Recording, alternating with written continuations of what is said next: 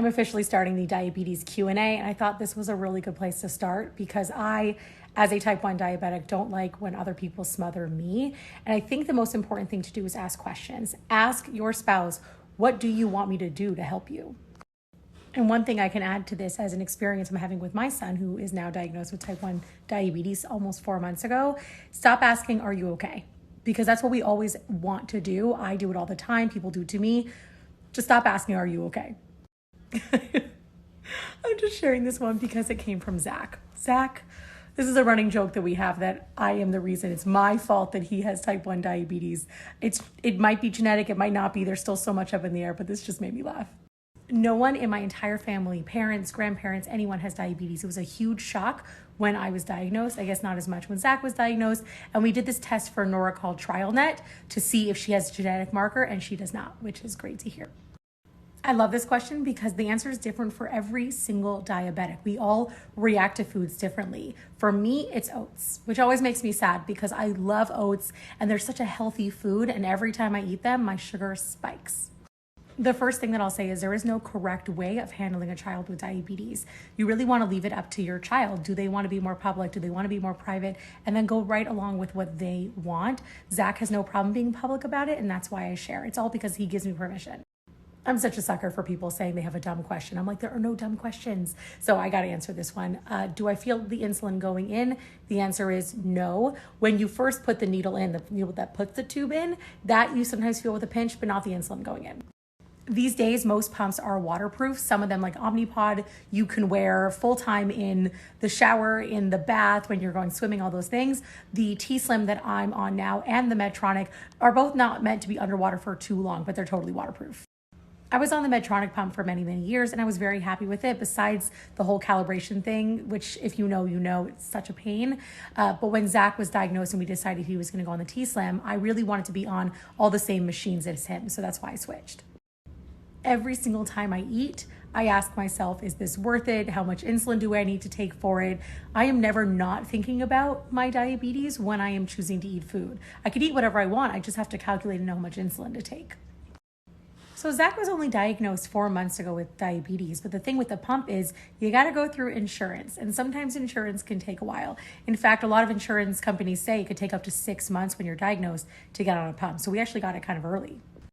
The main thing that made me test Zach was he got off the bus after camp and was so skinny that I knew something wasn't right. I knew that he was growing in camp, but the way that he had lost so much weight, I knew there was something wrong, and that's why I tested him. I totally understand worrying about your kids, especially when people in your family have diabetes. I think that trialnet really helped in a way. If you want, you can Google that, look it up, and see how to test your kids to see if they have the genetic marker. It's not an easy one to answer. This one bugs me so much. I actually had a guy break up with me because I had type 1 diabetes. People need to understand that it's not automatic, that just because you have it, all your kids are going to have it. And also, it's okay to have diabetes. I have a lot of thoughts about things that happen in the shidduch system, but this one in particular, shame on you if you are asking about what kind of diseases run in the family and you won't date a person or let your kid date someone because of that.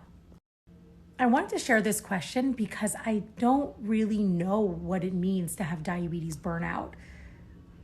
It's a disease that you live with, and it doesn't mean you're broken, but you got to live with it every day.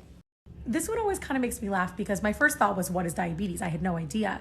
And then another thought I had was, thank God it was me and not my siblings. Like, I was so grateful that I was the one who got the disease and not them.